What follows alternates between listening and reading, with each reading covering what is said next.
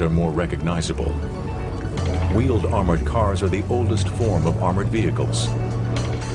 At the turn of the century, armored steam engines were used by the British Army during the Boer War. The First World War saw a profusion of armored cars. These vehicles were little more than conventional automobiles, fortified with a thin layer of armor. They were useful for scouting and raiding, but they were soon overshadowed by the tank. The armored car's wheels are both its greatest asset and its greatest liability. A tank distributes its weight across the broad surface of its track, reducing its ground pressure. An armored car's weight is supported only by the tiny contact patch where its wheels touch the ground.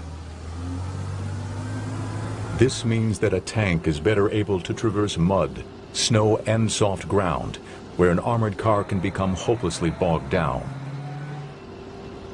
As a result, armored cars saw limited use before the Second World War.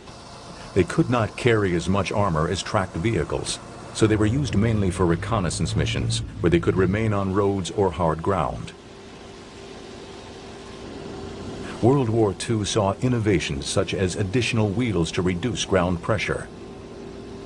Another improvement was to add a track assembly in the rear of the vehicle called a half-track.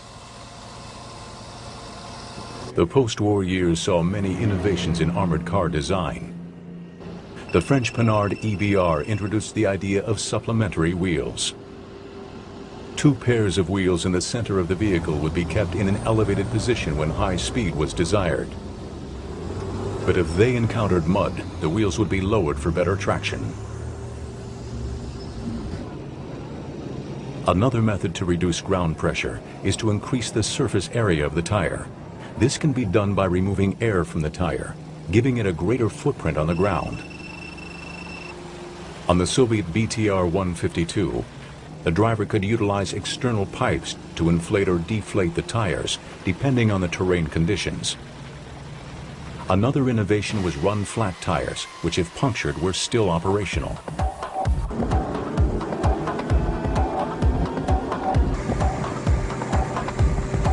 Today's wheeled armored vehicles still have weight limitations and are therefore unable to be as heavily armored as tanks. Nonetheless, their usage has flourished, mostly due to their economy and functionality. Armored cars are widely used in two roles.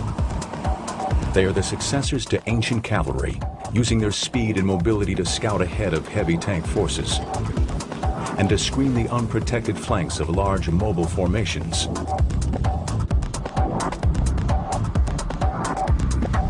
They are also used by many infantry forces, serving to carry troops into a battle under the cover of armor, with better cross-country performance than trucks and other vehicles.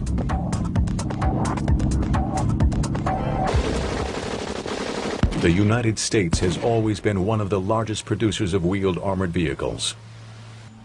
One of the most successful manufacturers is Cadillac Gage, whose Commando series has seen combat throughout the world.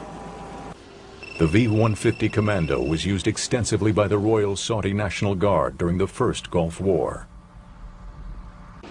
One instance in which the V-150 was indispensable was during the Battle of Khafji, where the Saudis, initially outnumbered and overrun by Iraqi forces, helped to recapture the town street by street.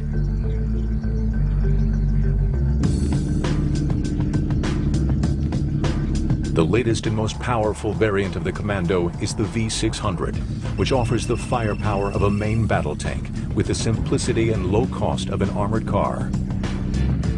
Advances in automotive technology give vehicles like these excellent cross-country performance, as well as much higher road speeds than tracked vehicles. The V600 is armed with a 105mm gun, identical in performance to the one used on the M1 Abrams main battle tank. The V600 Commando has far more sophisticated fire controls than previous armored cars, which allows it to fire while on the move.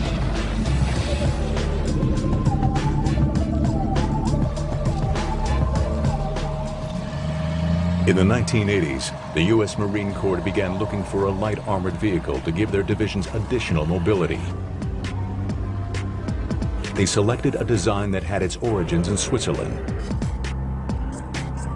The Swiss firm MOAG developed the Piranha series of wheeled armored vehicles using 4, 6, or 8-wheeled configurations. The Piranha was designed as a state-of-the-art wheeled armored vehicle capable of operating in terrain conditions that would stop many existing wheeled armored vehicles. The Piranhas could be armed with a variety of weapons, ranging from simple machine gun turrets to elaborate turrets with large caliber tank guns. The U.S. Marine Corps selected an 8-wheeled variant of the Piranha family, the LAV-25. It is armed with a 25mm Bushmaster automatic cannon, the same weapon used on the Army's M2 Bradley infantry fighting vehicle. Besides its 3-man crew, the LAV-25 can carry an additional 6 Marines in its rear compartment. It is used for scouting, raiding, and screening operations, where its mobility can best be exploited.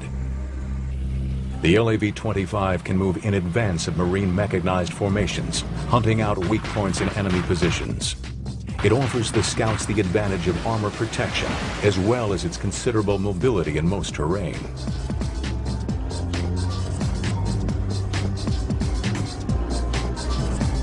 The LAV-25 has a number of specialized variants. The LAV-AT is a tank hunter fitted with a Hammerhead tow missile launcher for engaging hostile tanks.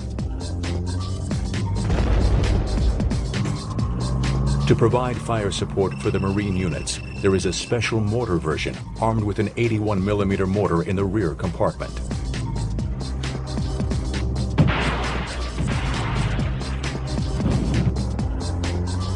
The Marines have also deployed an air defense variant.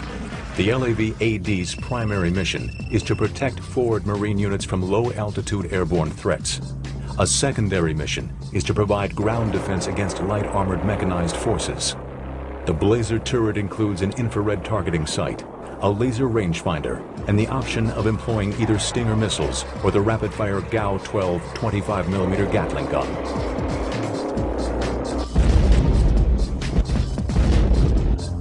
The LAV-C² is a command vehicle which carries Marine commanders into the battle zone and provides sufficient communication equipment to coordinate their units' actions.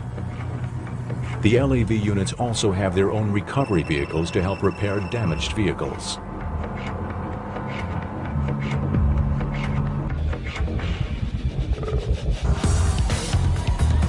The Marine Corps' interest in the LAV was closely tied to its traditional role in American overseas rapid deployment missions. These tasks require a special accent on mobility.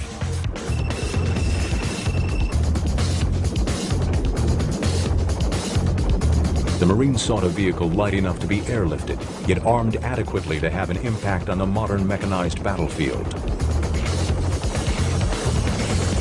A specific Marine requirement was that the LAV be light enough to be carried by CH-53E Super Stallions. The Super Stallion can carry an LAV for a considerable distance, even refueling in mid-air to extend its range.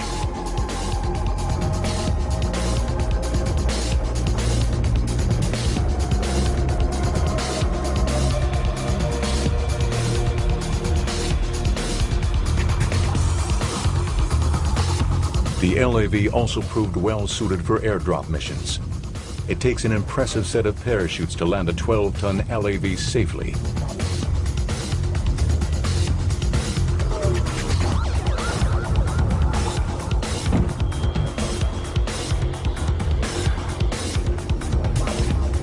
Another approach to rapid insertion of armored vehicles in a landing zone is LAPS, for Low Altitude Parachute Extraction System.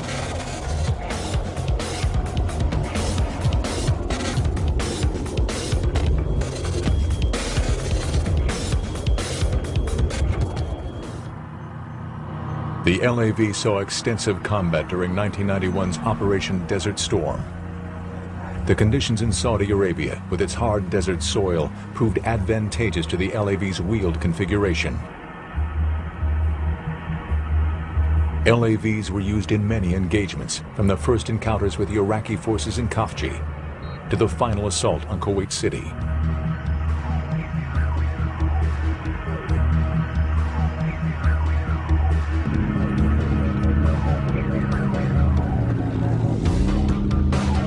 In some armies, the use of wheeled armored vehicles has always been an advantage.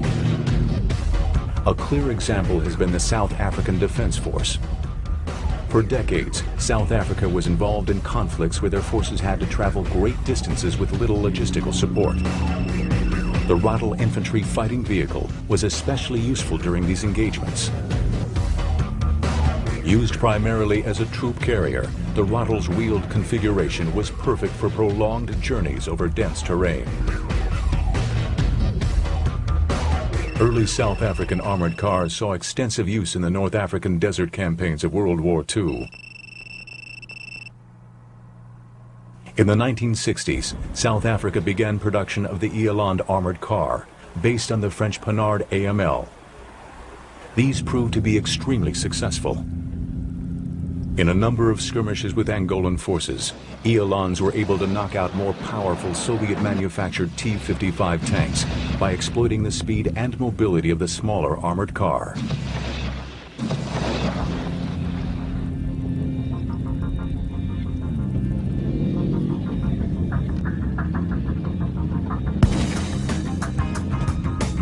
The most ambitious South African armored vehicle to date is the Rooikot, which replaced the Eland armored cars. The South Africans have a unique conception of contemporary warfare based on their past combat experiences. They distinguish two general types of combat: high-intensity operations and high-mobility operations. High-intensity operations, such as major tank engagements, are rare in the region. The more common form of combat has been high-mobility operations, involving battles between forces which are widely dispersed and often lightly armed.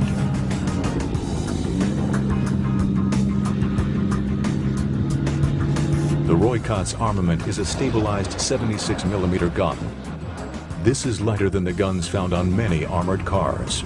But the South Africans have found that such weapons are more than adequate for the types of enemy vehicles they typically engage.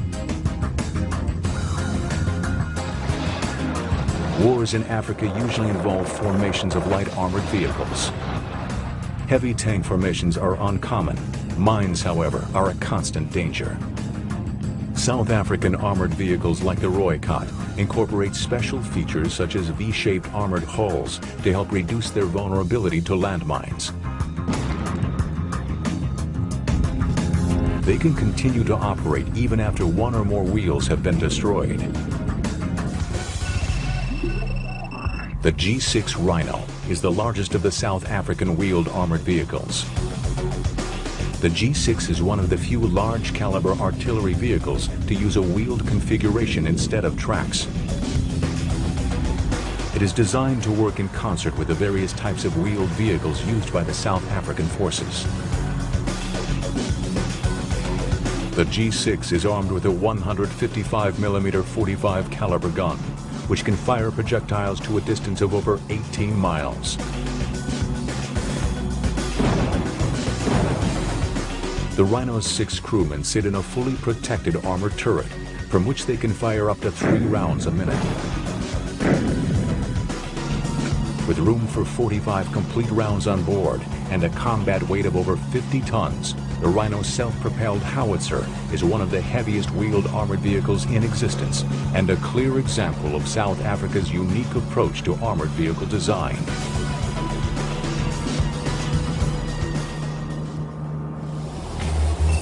In France, the latest in artillery systems also employs a wheeled chassis, but in a more compact and lightweight vehicle.